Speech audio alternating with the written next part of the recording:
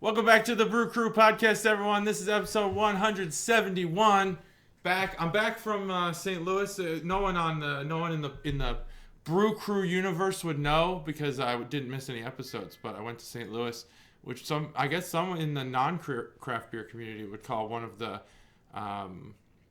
hubs. It would be a beer hub, right, of America because of Anheuser-Busch.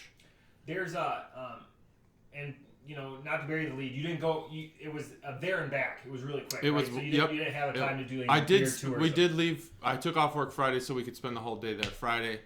It was a there and back, but it was a full weekend with probably about half the day Friday of being in town. So yeah. Excellent.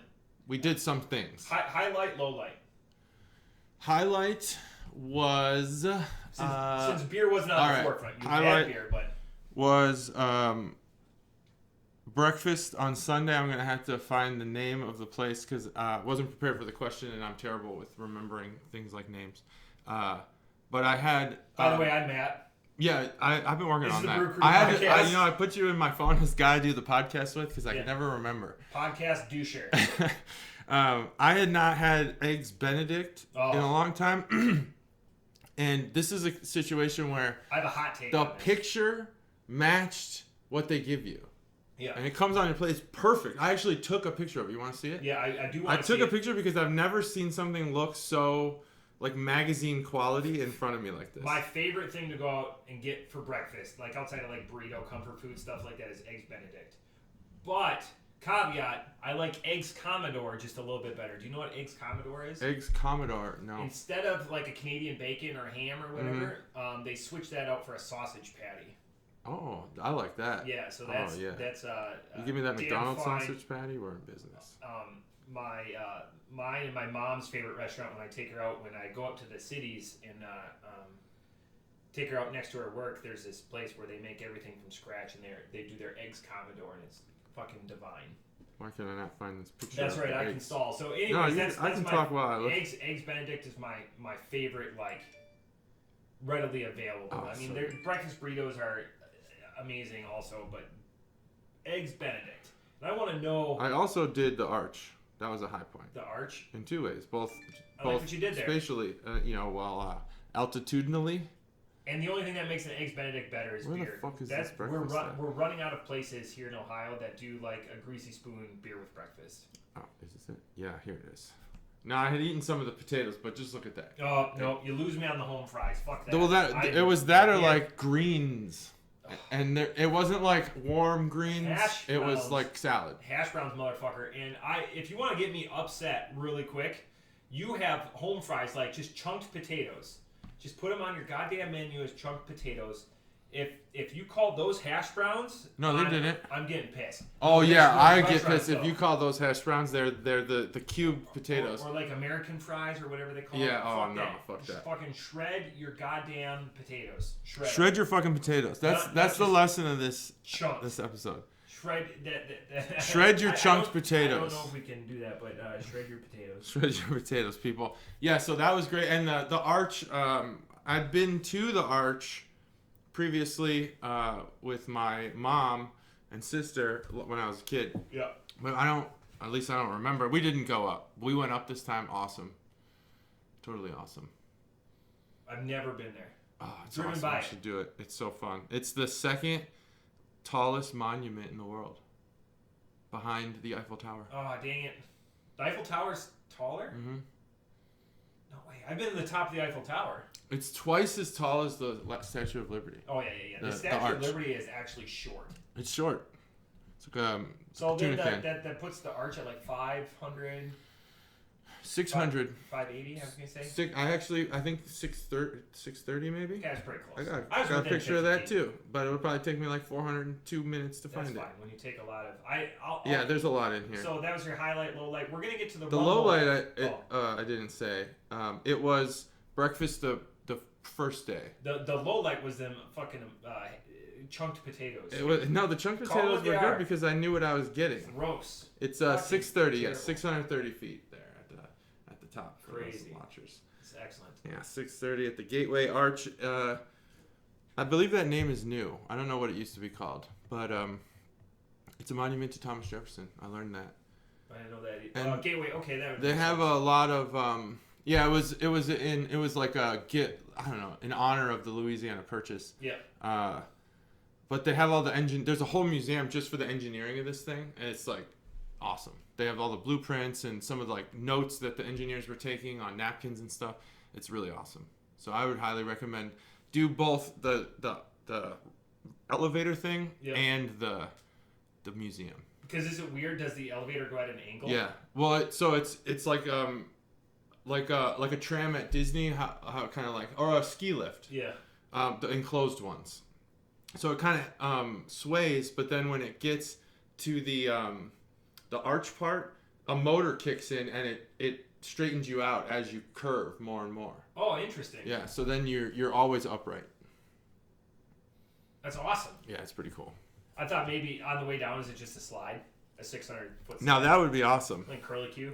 That would be so cool. They're missing out. I can't imagine what would happen if some of the people I saw on this thing... Now, mind you, the entire economy of St. Louis was being run on WWE fans for these 3 days. Because that place was fucking dead when we got there Friday. By Saturday afternoon, it was just wrestling fans. And some of these fans... Bonkers. Like, if you get stuck at the top, there's a staircase that goes all the way down. And up, depending on which part you're on at the time that you need to use the stairs. I can't imagine some of these people having to use those stairs. It's like an MC It's Escher just, painting? yeah, it just spirals around all the way down. It's super cool. But they wouldn't make it. They wouldn't make it. No fireman pole or anything like that? No, you gotta go down those stairs. Up would be way worse, but I can't imagine a situation where you would have to use the emergency stairs to go up. Unless you're a rescue worker.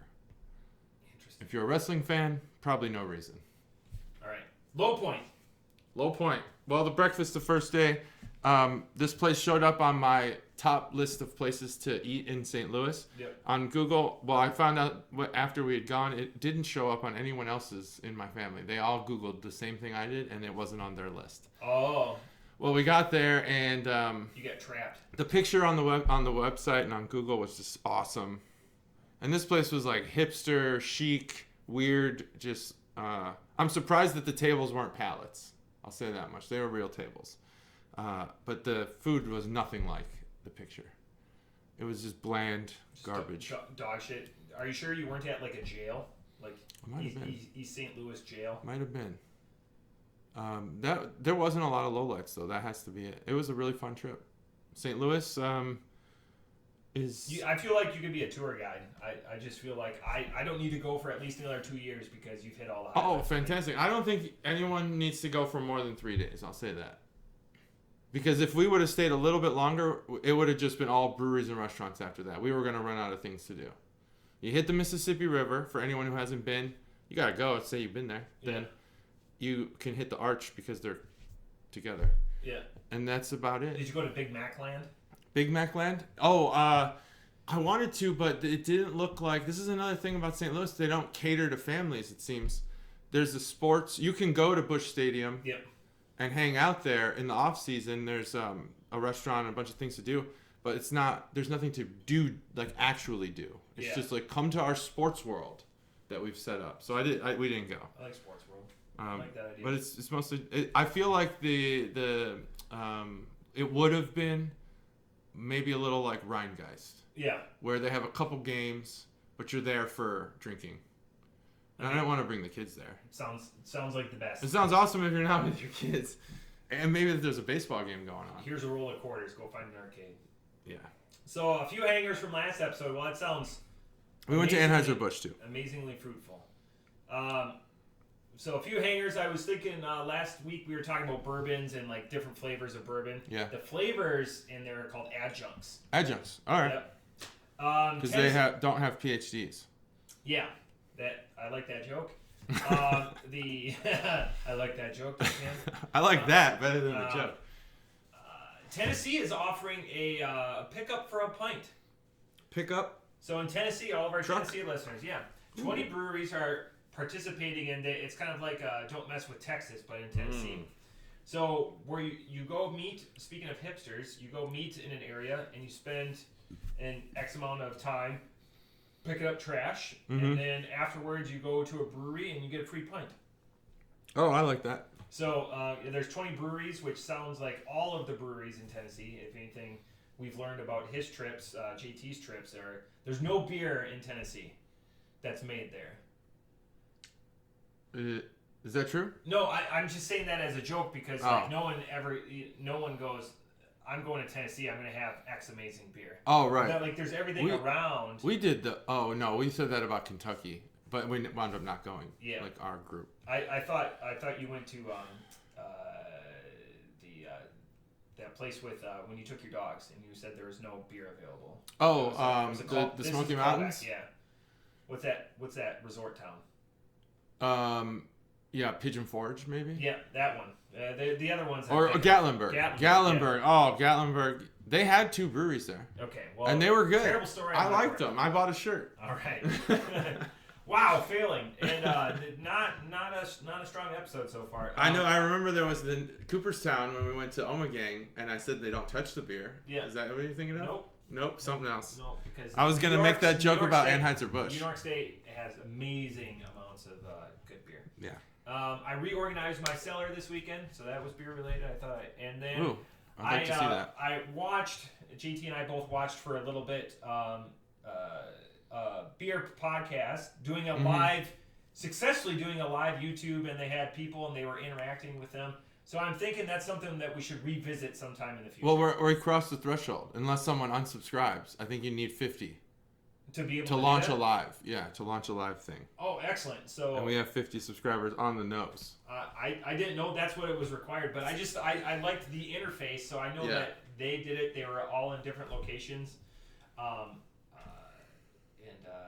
really like the one guy. He's got a lot of information, and he does it concisely.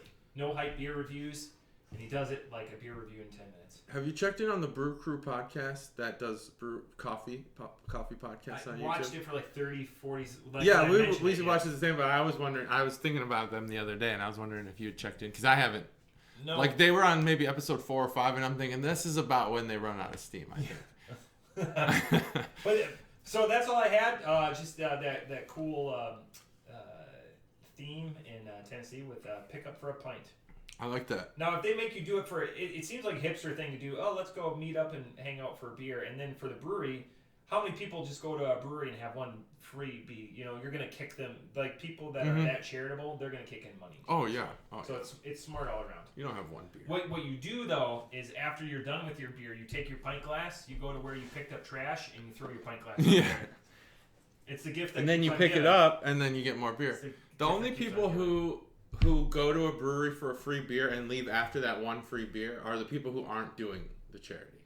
They're people who are seeking out free shit. God, I don't know. Like, I don't know if I could pick out. I've seen people like at DBC multiple times go, do you have anything that's like Miller Lite? Yeah, I hear that. Those people are. I think DBC, because of their insane menu, they wrote that on there now. On one of the beers, it says like Miller Lite. Or like light beer or something. It's not hyperbole. We joke a lot on this podcast. We tell great jokes. Oh yeah, this beer comes with that is not. I've heard that multiple times. Don't look at it yet. Alesmith. Don't look at the beer. They make good stuff. All right. I gotta ask you a question. All right. I'm gonna give you a profile. A profile. Of a baseball player.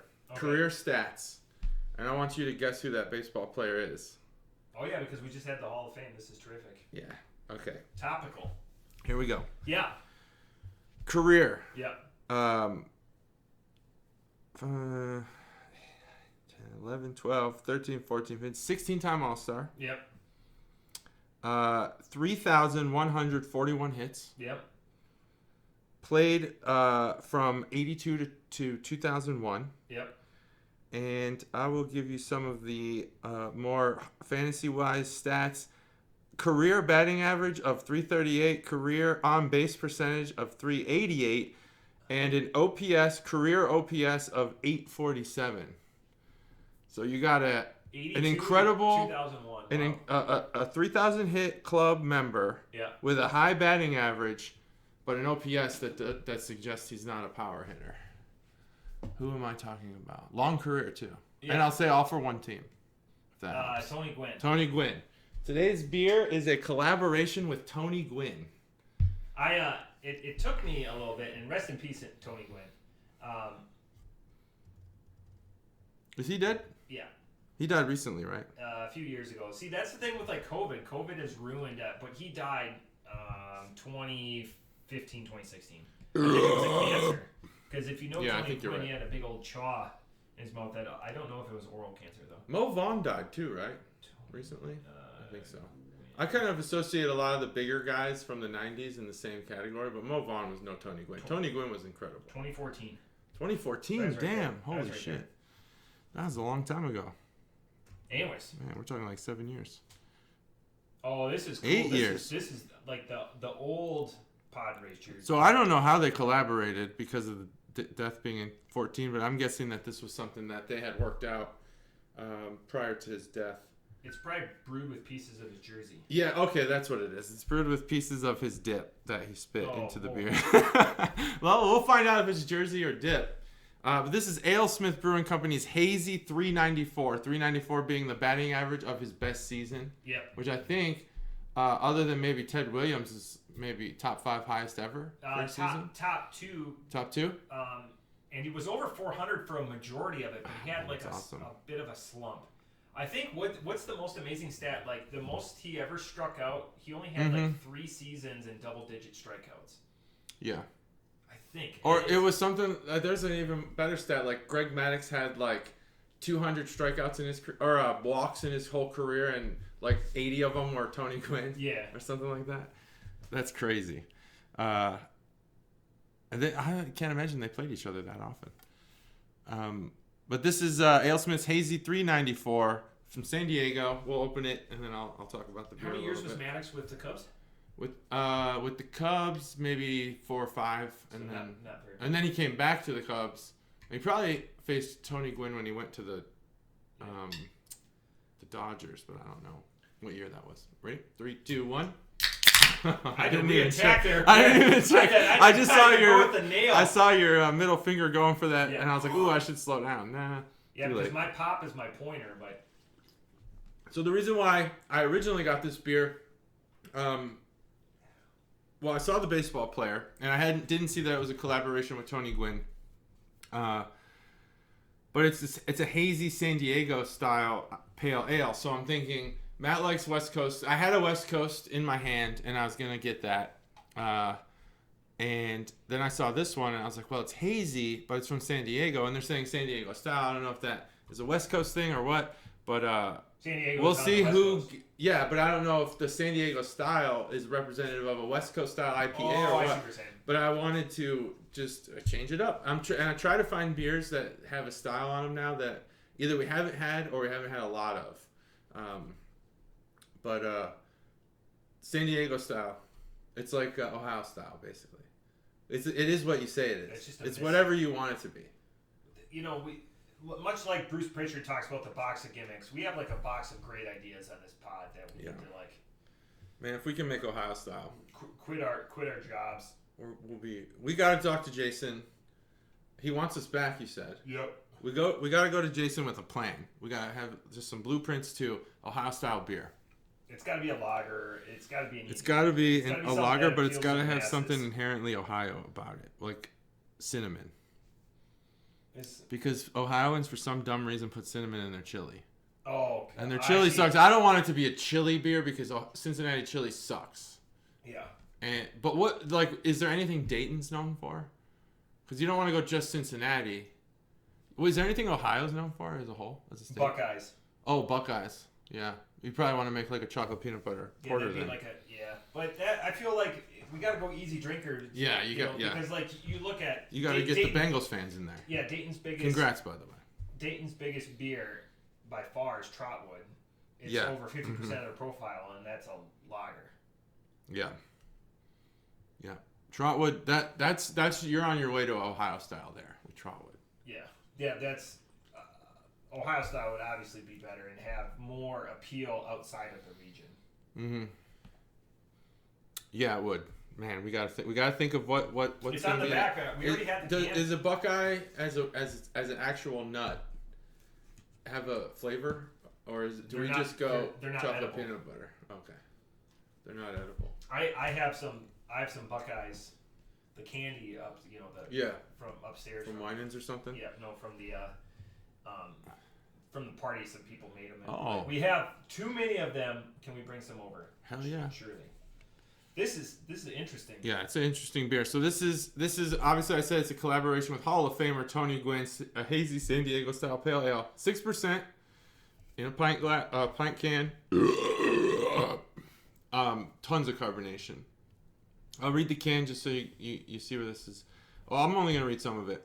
Similar to fan favorite San Diego Pale Ale 394. What? San Diego Pale Ale. have So this another is beer Hazy called- 394. Okay. So it's a spin-off. This beer pays tribute to Tony Gwynn and the career high batting average he achieved in 1994. That's it. I'm not gonna read the rest because it's all That's about the why flavor profiles. He got it strike shortened. Strike shortened. That's why there's an asterisk. Oh shit. Son of a bitch. Strike shortened. Well, still. So he would have had the opportunity to. He could have done it. He could have done it. He could have done it. And so Ted Williams has like the 405 or something like that, right? Like the highest ever. Yeah. Yeah, in the season. Yeah. In a season, yeah. Yeah. This is interesting. If you want, take it away. It's got Padres colors, but Yeah, we'll talk about that in the can art. That's cool. Not my section, but I love the name. God. I love the lineage because if you have beef with Tony Gwynn, man, you've got a heart in a bad place. Oh yeah, how could you have beef with Tony Gwynn? So this is complex. Mm-hmm. So It is. it offers It's a great word for it. it offers a lot. I definitely get the haze. I feel like the fruit, the juice, and the tropical, they're all like muddled together. Like nothing's really a standout. Like it tastes like bile a little bit, and not in a Bile. like stomach like. Ugh. I didn't see that. I didn't see that coming. A little bit, not like in I'm having to choke it down. Can or I anything taste the like that. bile? Maybe. I Maybe wish I could can, score now this that you beer, said this it. beer's Holy shit. namesake, but that falls outside of our. Oh, parameters. wouldn't that be great? It's such a. I'm at a loss. Off the top rope, I give this beer. I want to vacillate right there. I want to give it just because of I wish I could have given him 400 in his career. Off the top rope, I'm going to give it a 375. It's just there's something super unique that I am too unprepared to talk about. Yeah, there's uniqueness, and I think I've nailed it. Just showing the can off to the YouTube viewers right now. If you're an audio listener, we're about 23 minutes in. Go ahead and look at the can. So one of my favorite things to do with concerning the All-Star game is to see the uniform reveals that they do pre-All-Star game. Yeah. I think it's fun when they really dive in to a team's history and figure it out. So like if the Cubs host the All-Star game, I don't think there's a lot you can do. I don't think there's a lot of liberties because their uniform hasn't changed a lot. But the Padres, their shit's changing all the time. They had that early 2000s like blue cursive that sucked. It was awful. Everyone hated it. They got rid of it. But in the 80s, 90s, they had this yellow, brown, orange San Diego thing going on, and it was so cool. Well, when Petco Park hosted the All-Star game, maybe 2017 or 18, every team had a Padres hat, their version of a Padres hat, and I bought the Cubs version because I thought it was so awesome.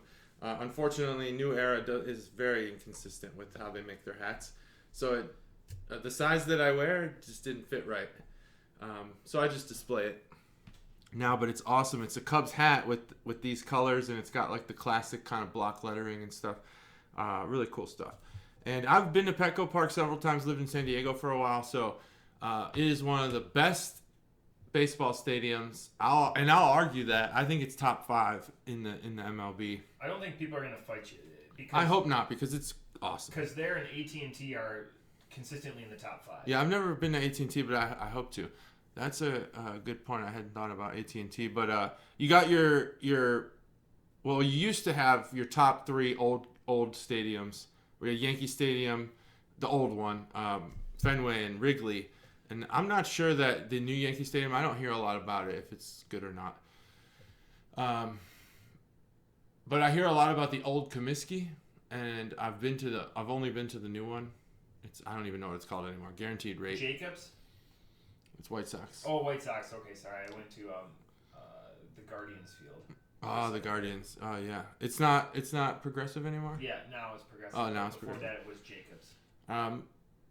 I would like to. I think that I would be wowed by Camden Yards, and I think I would be wowed by what's the old one that had like a 500-foot fence? It's like Ebbets or something. Yeah. I would like to see that, but I don't think that's not still standing. No, right? like at the Polo Grounds. Yeah. But San Diego, not only is the stadium just a sight to behold, the games are fun. The tickets are still affordable, even in San Diego where everything's not affordable.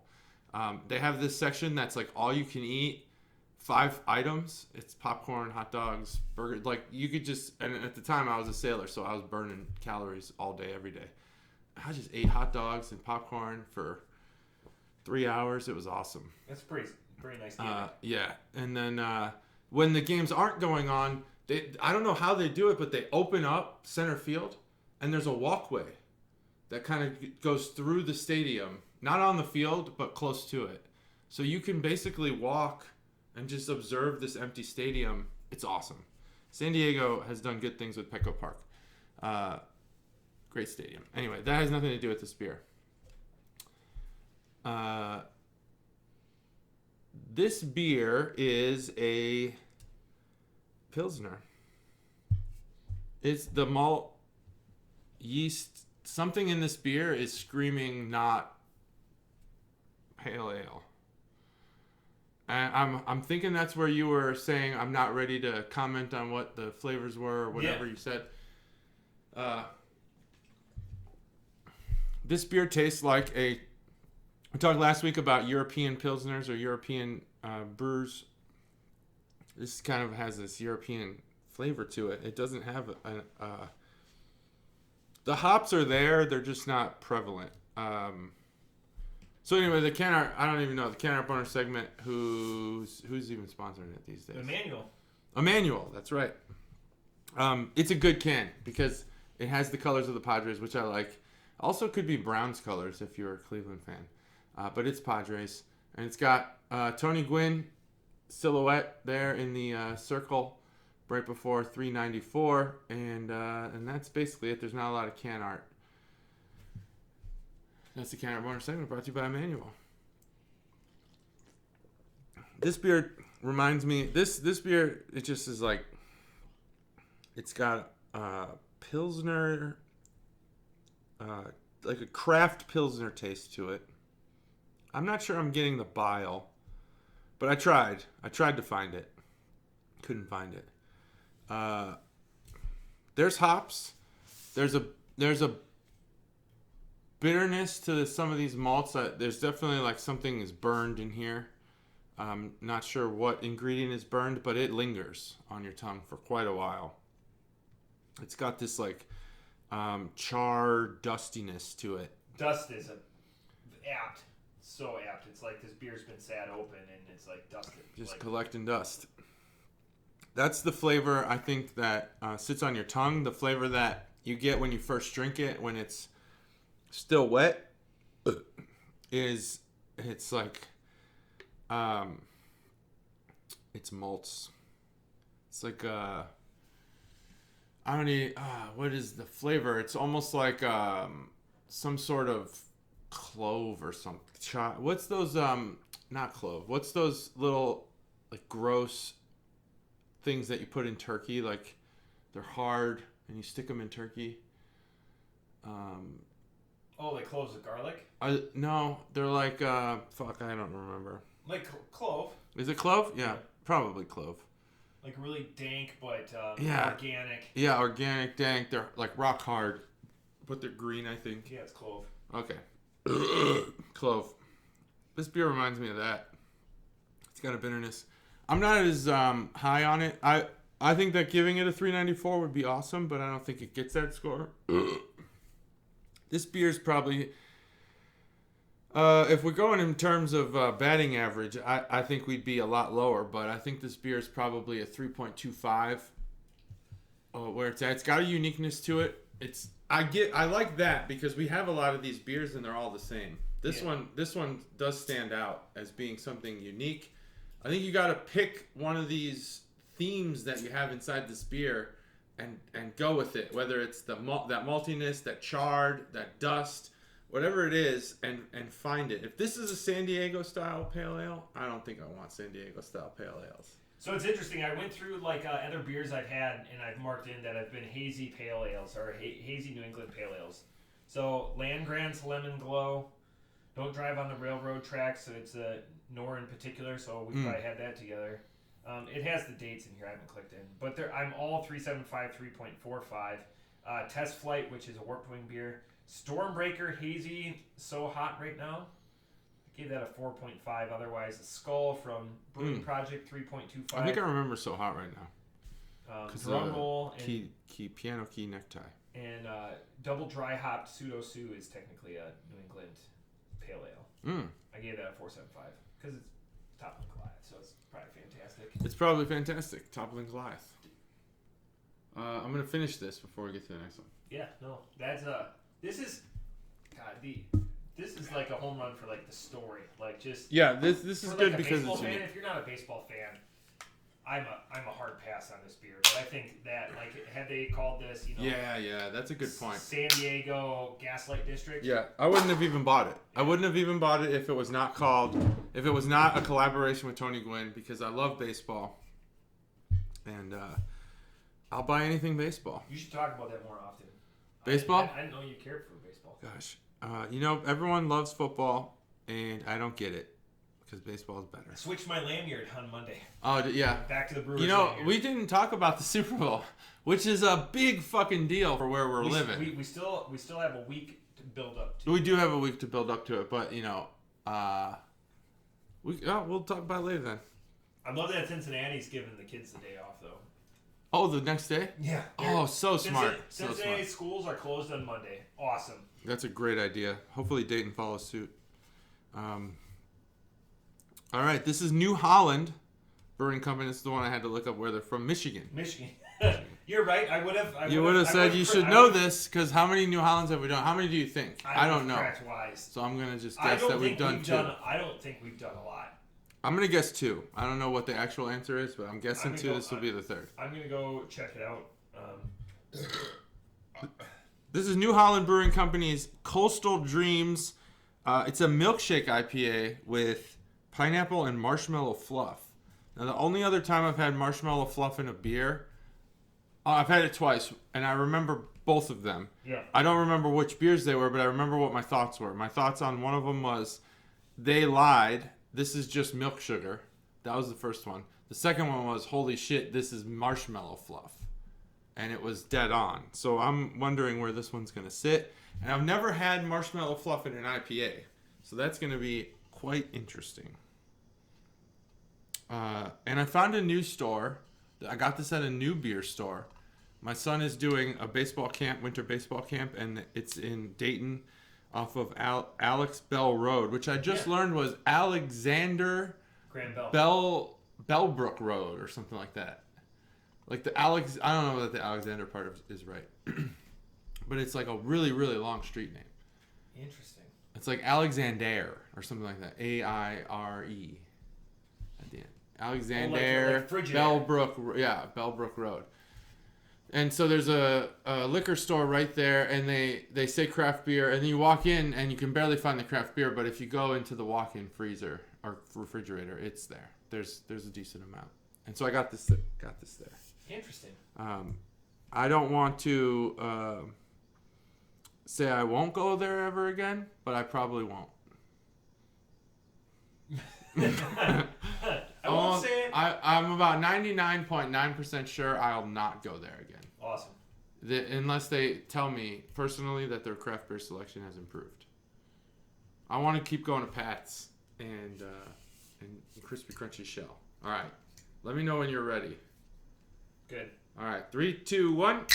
This is New Holland's. That was a great crack. Fucking amazing crack. New Holland's Coastal Dreams 2021. So this is a limited edition beer, by the way. It does say that somewhere on here that it's limited edition. So I think this is a yearly release. And on the site, it actually says number 2, 2021 number 2 from the Brewer's Best Series. I hope this is the Brewer's Best, because holy shit, if it's not. A pineapple pillow fight for your taste buds is what this beer is advertised as. And New Holland, they have been around for a while. They're an OG, right? Yeah. What's their big famous beer? Is that are they the ones who make Fat Tire? No, that's New Belgium. New Belgium. I always get that. I think I ask that every time we have a New Holland beer. So the big thing for me and probably for us, because I think you agree, and once I say it, it's a light bulb. It's not going to be a Jackie O situation. It's going to be Dragon's Milk. Mm-hmm. So when I was Dragon's Milk. That's when I was reorganizing my cellar, I have a bunch of Dragon's. Weird about Dragon's Milk is that I think mentally we all associate it with Game of Thrones, but the actual Game of Thrones license for beer is Ommegang. I have an Ommegang Game of Thrones beer up on the shelf. They had an official brewing partnership with Game of Thrones, HBO. Ommegang did. I'm kind of... They told me that when I went there and didn't touch the beer. They didn't. Yeah, they didn't touch the beer. They didn't touch the beer. This is interesting. Yeah, this beer is interesting. But I'm not going to say in what way it's interesting. But it's a milkshake IPA, pineapple, marshmallow fluff, 6.9% alcohol. 69. India Pale Ale. Yep, I've already read out the ingredients, so I don't need to say it again. Even though they say it 3 times on the can. I'm not going to say it 3 times on the can. It says keep cold, roll can. Shit, I didn't read that. I didn't roll the can.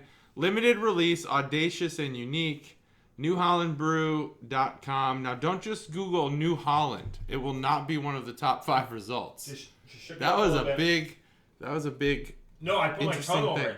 Okay, I was wondering why your upper lip was so far onto the can. Shake it. Nope. Shake it. Holland, Michigan is where they're from. That's where they're from.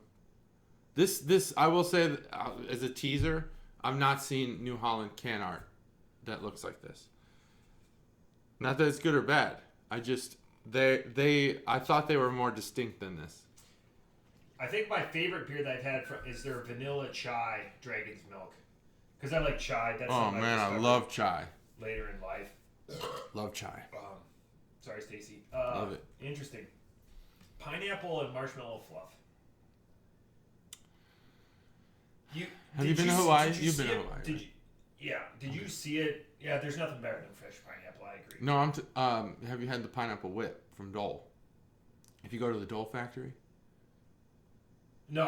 Okay. I went out there for my best friend Chuggalo Mikey's wedding in 2007. Congrats, Chuggalo. And 2007. And now whenever we want to go to a warm place, the Caribbean is a much easier flight. It's so much easier. Than Hawaii flight, man, it sucks.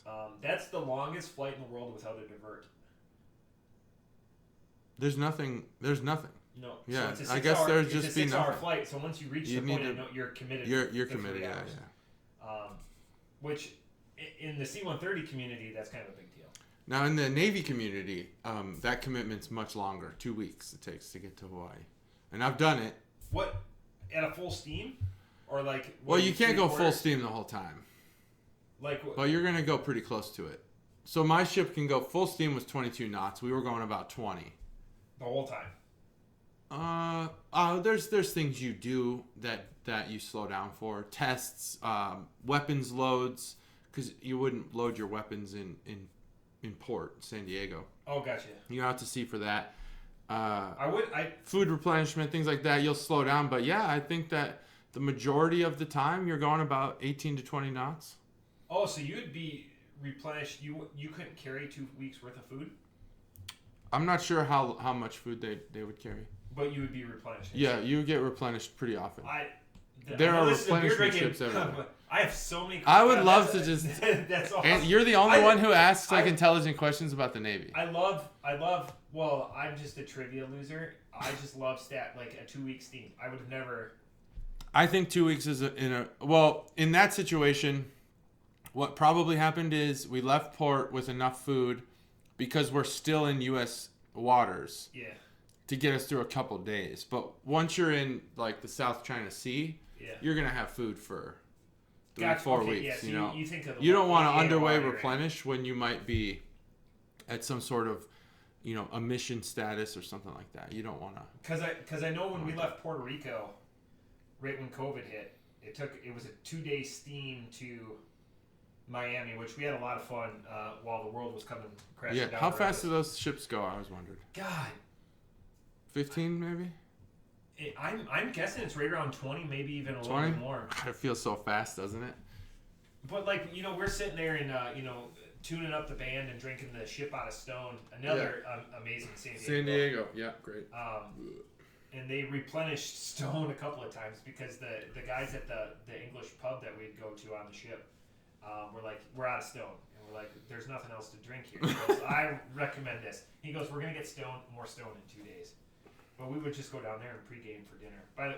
So good. Cruises are the best. We're talking about going. I still haven't done a cruise since I've been out of the Navy. For you, it's It feels like a bad idea for me. Yeah, in your world, and with your experiences, it might be. I don't know. But I love them. And we in our cruising group, we have people that want ports every day, and then we have people like me that just want to be all days at sea. Yeah, because there's enough shit for me to do and best. to take fucking naps and stuff like that. But I like getting off the boat too. But there's definitely places where on every cruise I've gone on where I just stayed on the boat because there's enough to do. Oh, that's awesome. Let me ask you this: on cruise ships, do they have stairs or ladder wells? Big open ballroom stairs. Oh yeah, no, okay. Yeah. I think about this. I don't know why I think about it so often, but big multiple, I have these.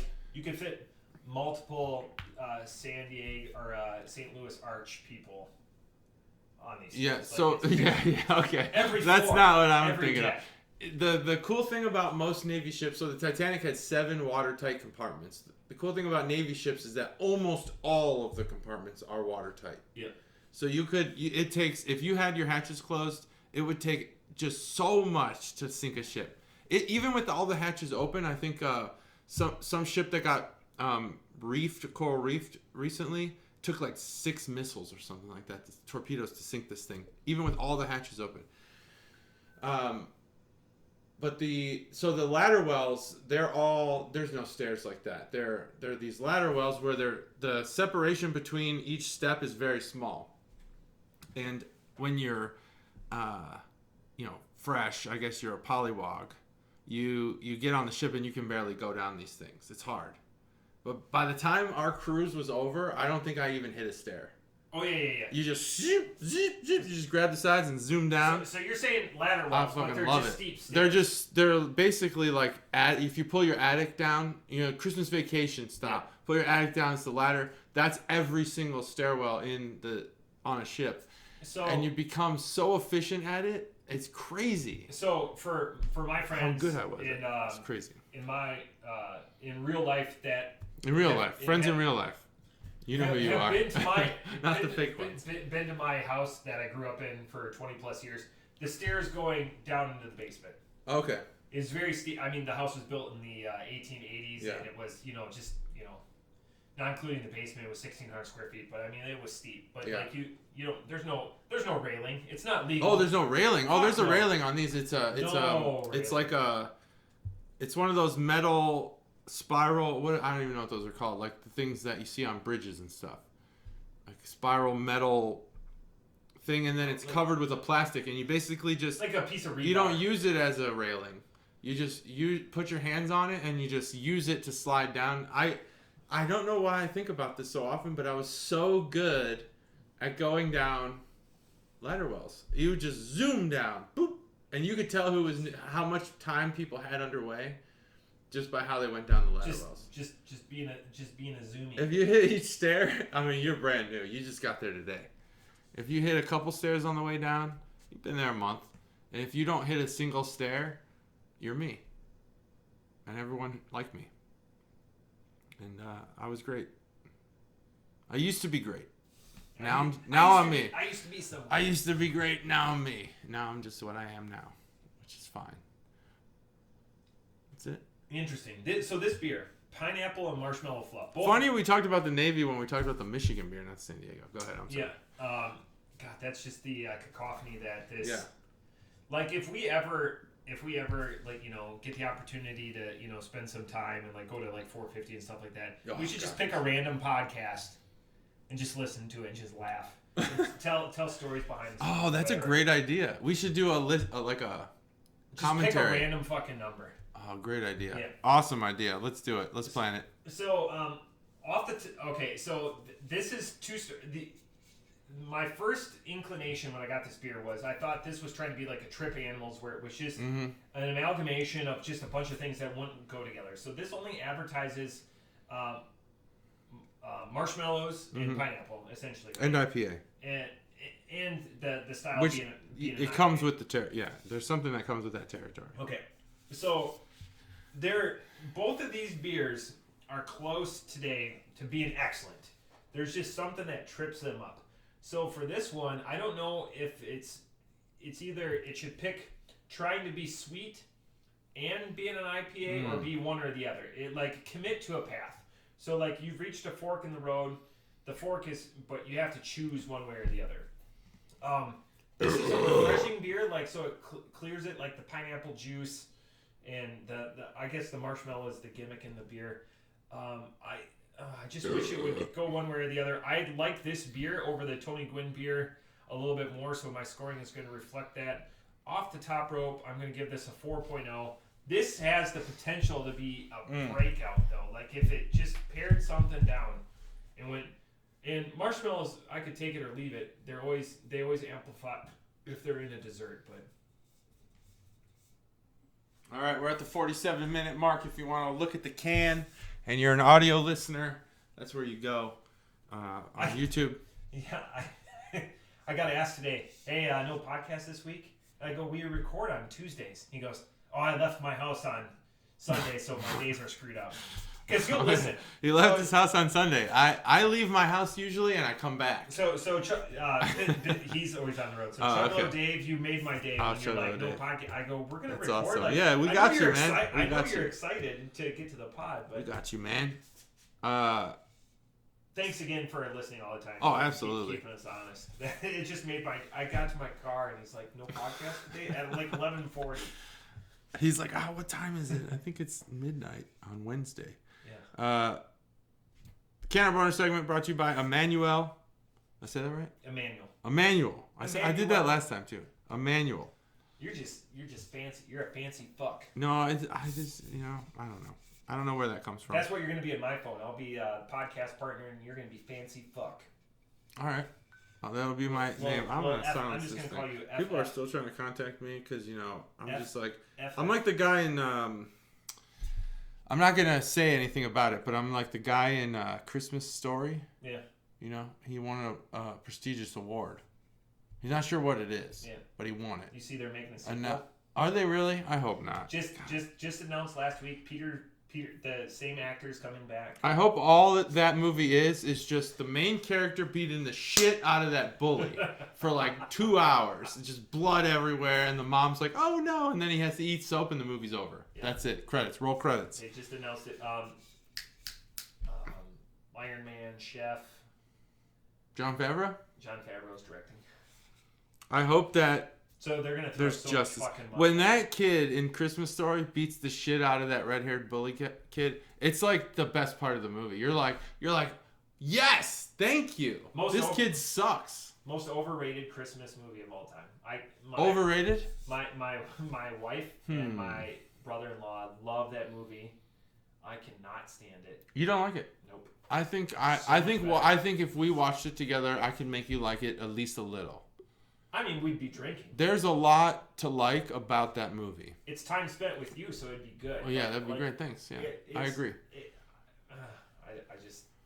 I think that it's how you watch it. If you're watching it as a Christmas movie, yeah, it's probably not great. If you're watching it as a commentary on American families, it's great. Yeah, it's great during Christmas even. And how the dad gets him that gun, and he did not ask the mom at all. He's just like, I bought that shit. And it's awesome. And the swearing. That's why I like the Goldbergs for that dynamic. Yeah, there's a good. That's good there. Except the dad does sit too much. It goes too extreme on the sitting. But the dad in Christmas Story. Yeah, I won't talk about it too much. But just like the level of seriousness that the fudge had on the kid, the dad, he just was like, oh. That's what gets me. Interesting that you said that, and then he told the mom, and the mom was like, what the fuck? That's what gets me all the time in Goldbergs is when they bleep it out. Yeah. I laugh audibly. Yeah. We watch it with our girls. Yeah. I laugh because great. It's mostly the mom. Yeah, it's always the mom. She's amazing. Yeah, she's good. Everyone is well cast in that show. Yeah, they are. All right. Can Art Bonus segment brought to you by Emmanuel. Nailed it. I think this can art is fine. This has all the signs of a oh man, what's this guy's name? Who does this kind of art? I think his name is Tyson Beck, maybe. Tyson Beckford is a model. No, this is a different guy. So there's it's no secret that I have a collection of baseball cards. And Topps has been doing a series lately where they have artists redraw old rookie cards and stuff of different players. And one of the guys, his whole thing is just draw the same exact card, but then put a bunch of like really not profound, but really blatant dots and shit in there. I don't know what this guy, what do you even call this kind of art? But I love them for some reason. I bought all of them. He made like 20 of them. I bought every single one of them. I just got whiplash there. Again, I thought you were going to shit on this story. I don't like it. I don't like his style of art, but for some reason, I can't get enough of it. Interesting. Have you ever had that in your life with anything? That I don't like something? Probably something food related, I would think would be your version of that. Like body smell. Like, boy, I smell terrible. Yeah, but you keep going back for more. You're like, oh man, my left armpit really smells, because this is a true story. My left armpit. I wasn't gonna go with armpit, but that's it. That's what it is. But you always go back, or your own farts. Everyone likes their own farts. Oh yeah. This guy makes this like art, and I don't get it, and I just am like, fuck art. When I see his art, I'm like, this is why people don't respect artists. And then I bought all of them. So it's weird. I don't get it, because I just like them.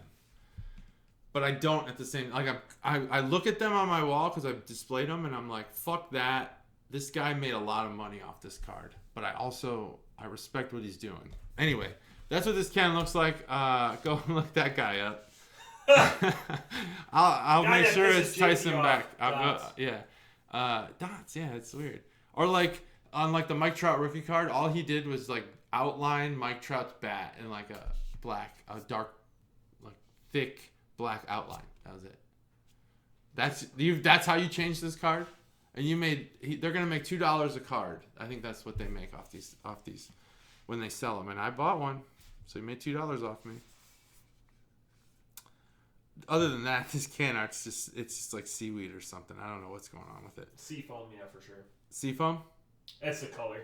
Oh yeah, the color, yeah. There's little like plants or something in the background.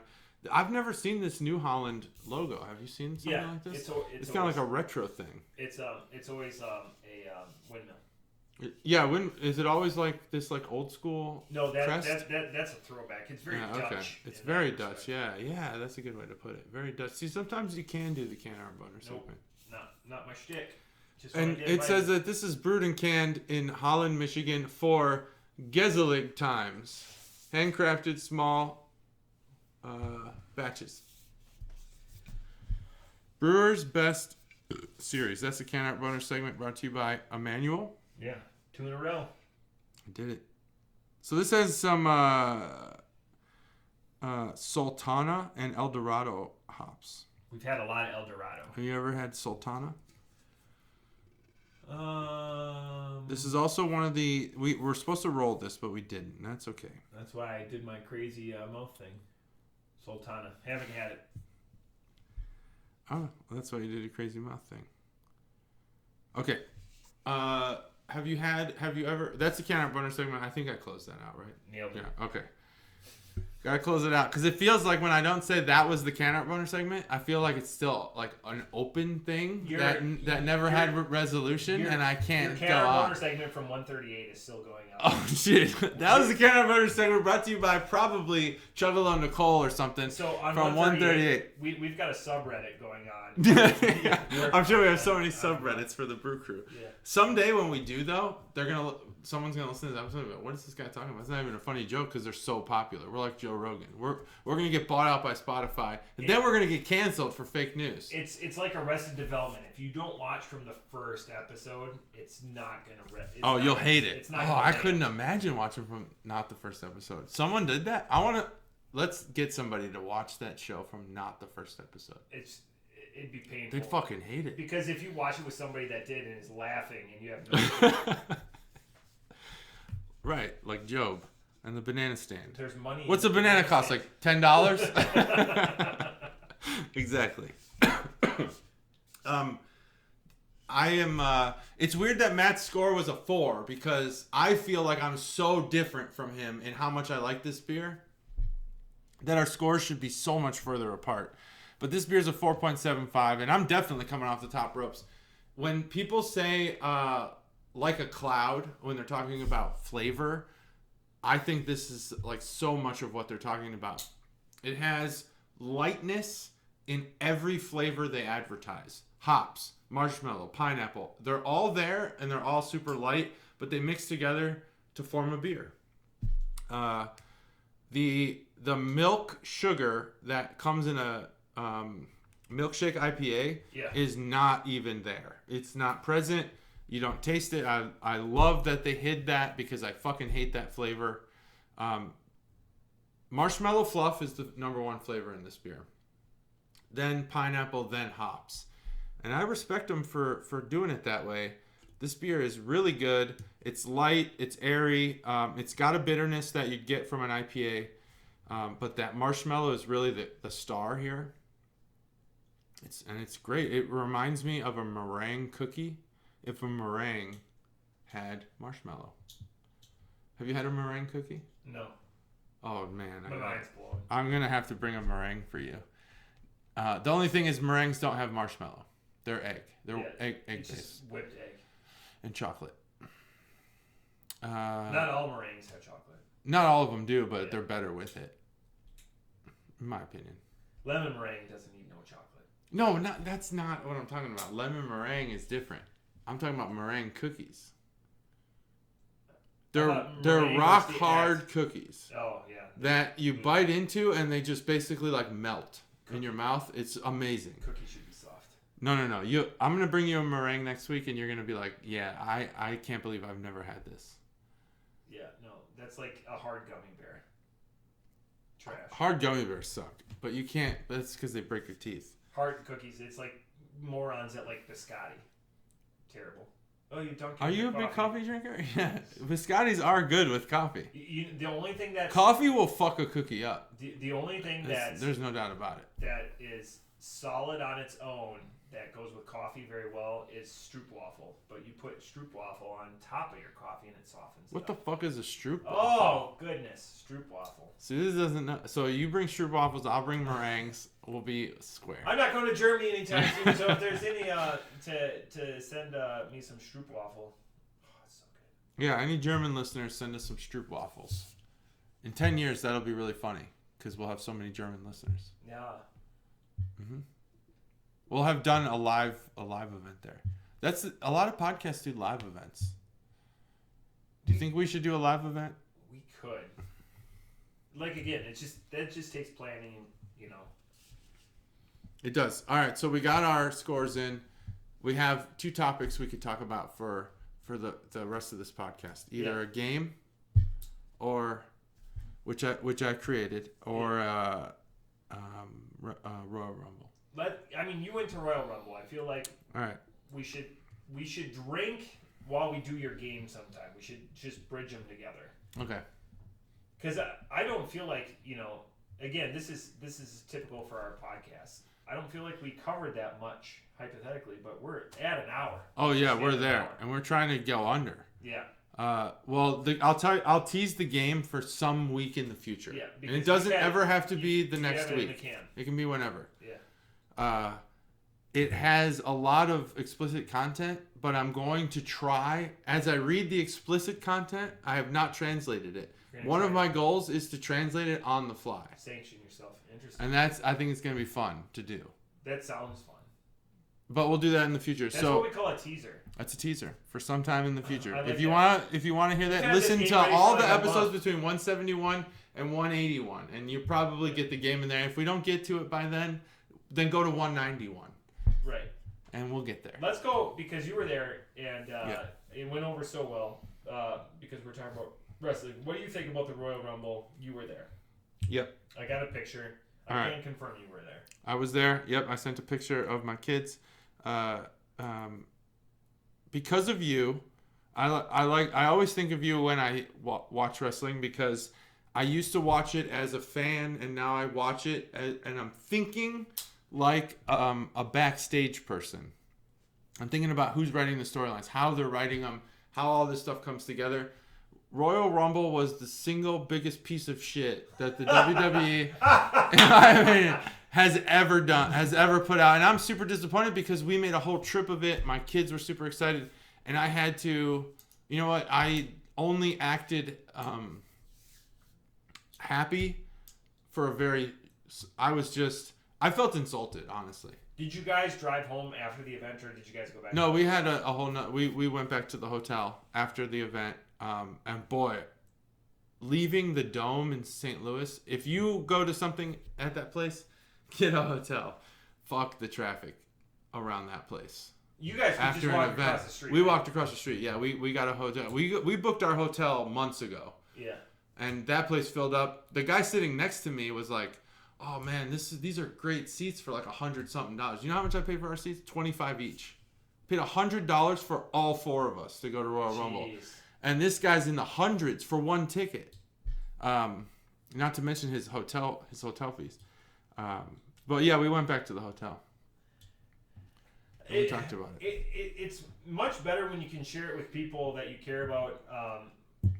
So my good group of friends that JT's also participated in festivities with, they were all back in Wisconsin, so I Skyped in with them. And it was just interesting, the choices that were made. Yeah, and just like, what the fuck? Royal Rumble springs eternal hope that, they're going to do things. And I like it not being predictable.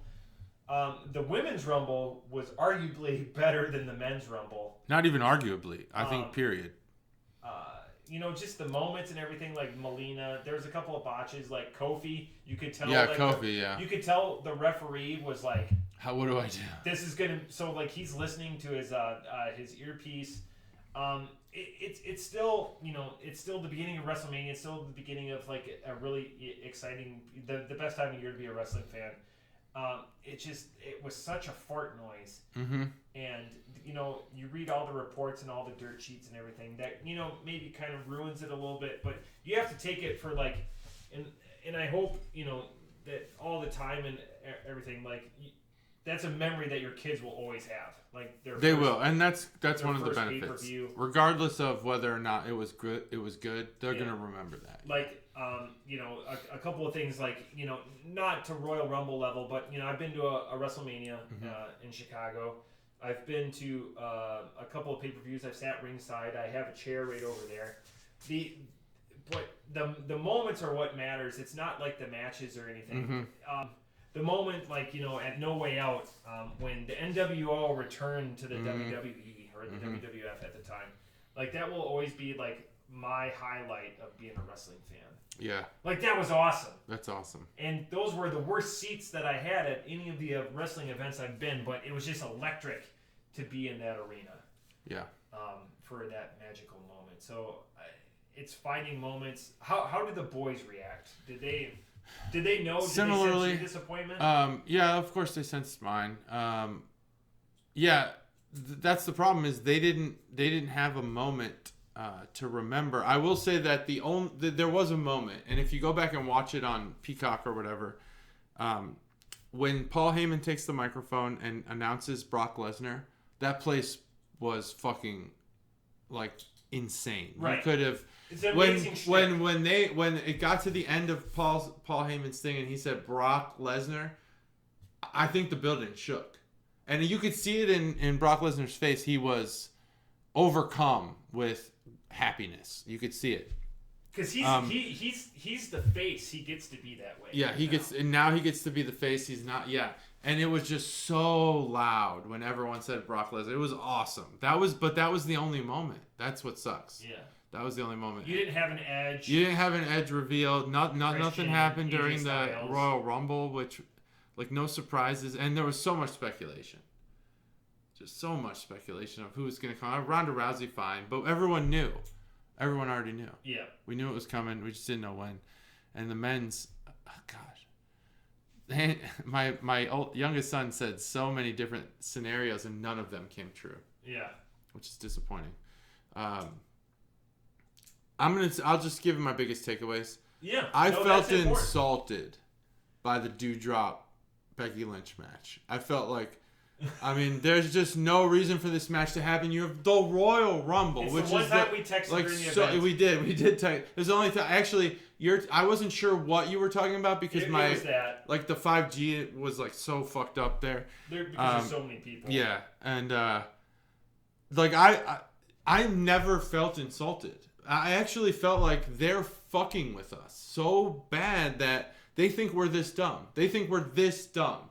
That Becky Lynch, who is just a phenomenal wrestler, is going to go up against this person who can barely carry a match.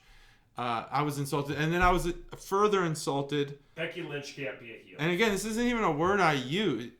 I don't use insulted because I don't feel that. But I was insulted by the Miz Edge thing. I just couldn't handle that match. I just thought it was fucking garbage. The Miz is a good wrestler. You didn't appreciate the bathroom break? Because those are bathroom breaks. Oh, I took a bathroom break during Doudrop, during that, and I did take another one during the Men's Royal Rumble. Oh, no way.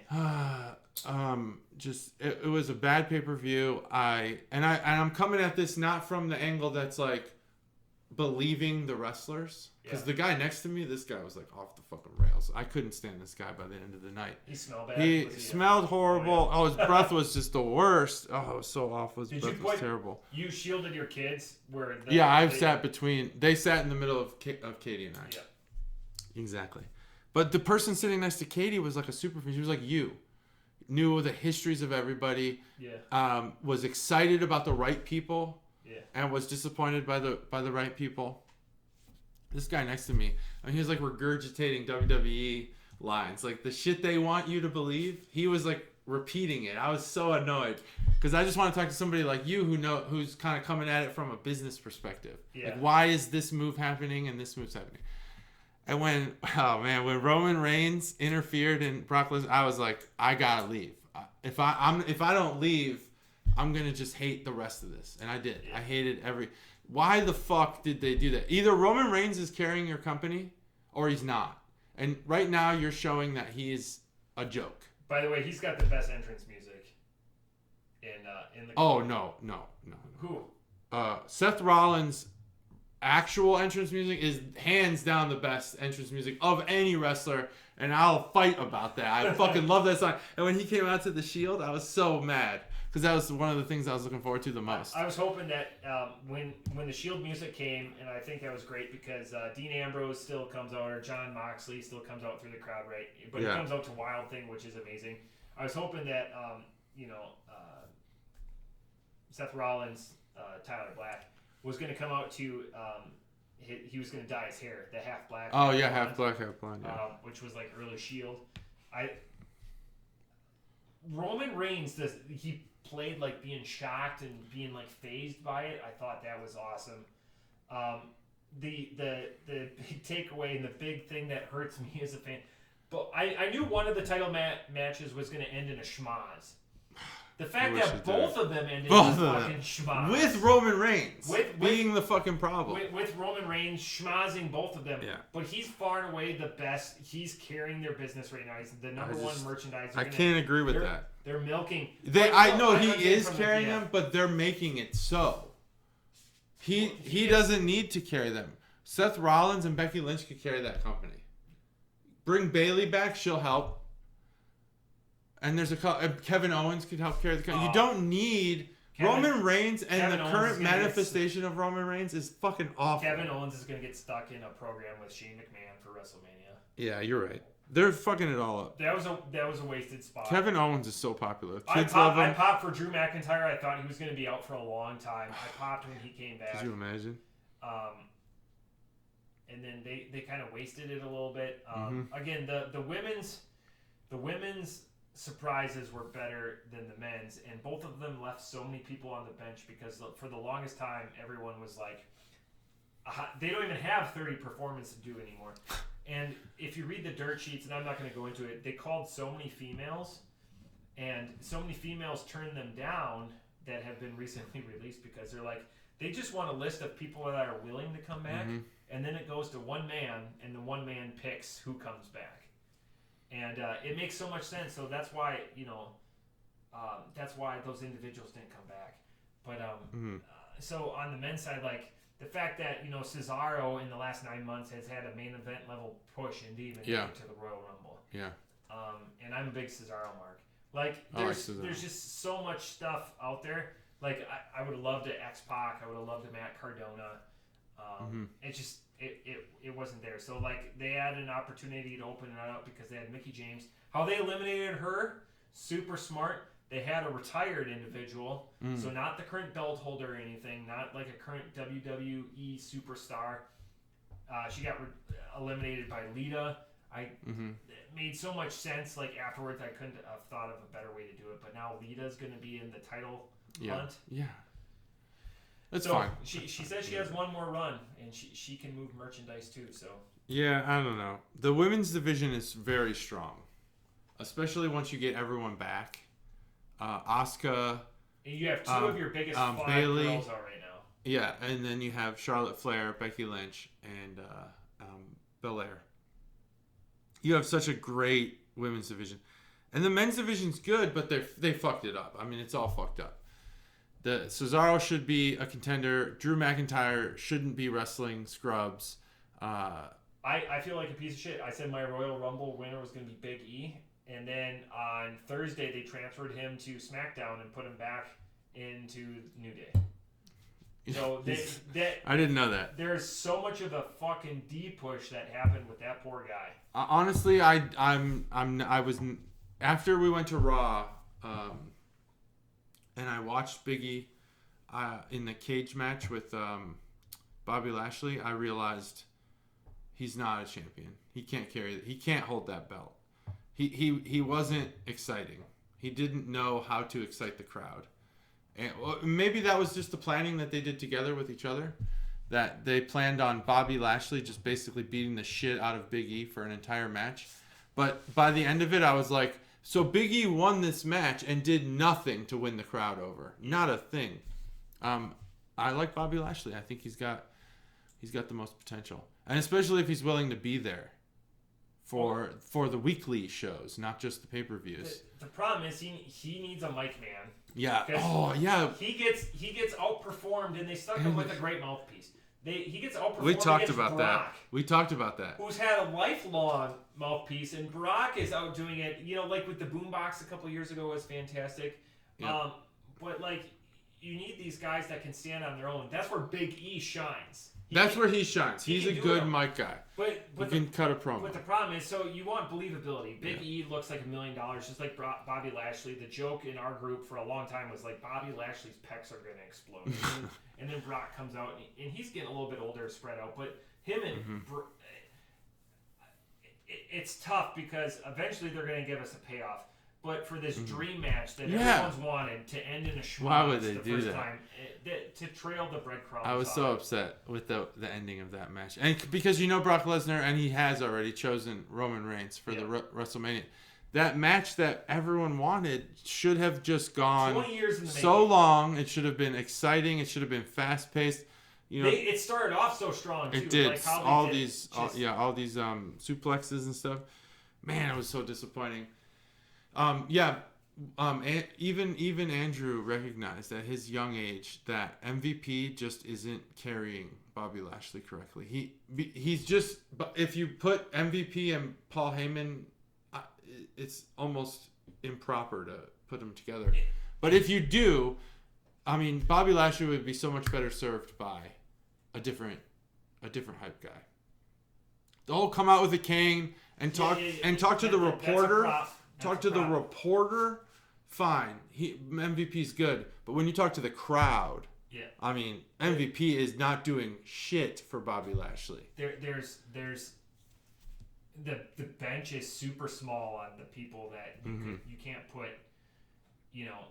It's got to be somebody that has an believability of being with Bobby Lashley, and unfortunately, that's what's going to hurt that in the build up. Hopefully they have more physical stuff, because I feel like the physical altercations could, like if you put the Hurt Locker back together and put it against Brock. But, again, disappointing how they're doing it. Now they're going to Saudi Arabia for Elimination Chamber, which is going to be even more interesting. Yeah. And then off to Mania. But maybe he's blowing it up. Maybe Vince is blowing it up. He said, fuck it, I'm done. Because isn't Triple H no longer doing NXT? He's completely off the road. He's still recovering. So from his heart attack or whatever. Catastrophic. If he's still recovering. They when he comes back, he's gonna have another heart attack because they tore apart NXT. NXT 2.0 now. Yeah. And Ciampa wasn't even in the Royal Rumble. Yeah, I thought. That was like a sure thing. I thought for sure they were gonna go to some NXT stars, but. Well. And then they schmozzed almost like that too.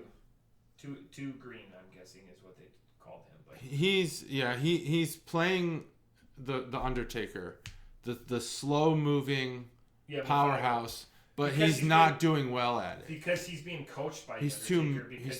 He's super young still. He's still in his mid-20s. Yeah. So he still has time to grow into that position. Yeah, his mannerisms are screaming. I don't know if I should even say. He's too LeBron. He should be more Undertaker. Like the Undertaker didn't give a shit when he got when things weren't going his way. He just recovered and the slow move. It's the only way Omos can do anything. Yeah, he's too big. The supernatural aspect. Yeah, he needs to get rid of some of the invulnerabilities of the Giant Gonzalez or something like that had that shtick for a little bit, but their career was shortened a little bit. So we're almost they're protecting him, but he just and that's why they try to waste AJ Styles' career by putting him with him to protect him. They did, But getting mad is not the right reaction because they're doing the same thing with Damian Priest too. They are, Damian. Oh, he's got two sides. Yeah, I hate that. Clever, but. I'm not into it. That's okay. But wow, that's what, and that's the one thing we talked about during pre-production. I think alcohol is going to help out with this conversation because I spent a little bit of the time catching up, my friends to the current product and everything like that because we're just at a place in life where we're not keeping up with it and there's just so much happening all around the globe. So. Well, that's what we like, and it was disappointing, so we talk about it. So the biggest beer drinking holiday of the year coming up next week, a little foreshadowing, Super Bowl. We'll have our Super Bowl picks. Yep, we'll have our Super Bowl picks, and we'll talk about it's close to home. It's close to home. So I think we'll have more to talk about than we normally do. From fan reactions, because we're not Bengals fans by any means. No, we're not. But we're in Bengals territory. Definitely excited for them. I know more Browns fans, but it seems like even the Browns fans are hiding and they're like, "Oh, we have two people we can be happy for," which would be unheard of Like, do Yeah. do you have Sox and Cubs fans back home? No. I think that this is a situation where no, there's no Sox and Cubs fans. Yeah, see, that's what I'm saying. There's no Chicago That's fans. When the Sox went to the World Series, that's when I finally was like, I want them to win. But anything prior to that, I was like, fuck this team. They should lose. My adoptive family, all but one, is a Browns fan, and the one guy that's a Bengals fan, Charlie Aaron, he did the. Everyone's like excited for him. And then cheering on the Bengals because I think it pleases him, but they're Browns fans through and through. Yeah, it's the Bengals are a unoffensive fan base. Yeah, it's easy. The Patriots. That's why people don't like the Patriots. It's not the Patriots. It's not Tom Brady. It's the fans. They're fucking assholes. Yeah. Cincinnati. What are they gonna do? They're gonna eat their fucking cinnamon chili. What are they gonna do? Gold star it. I'm happy for Cincinnati. Good for them. No offense. Bye-bye. Bye.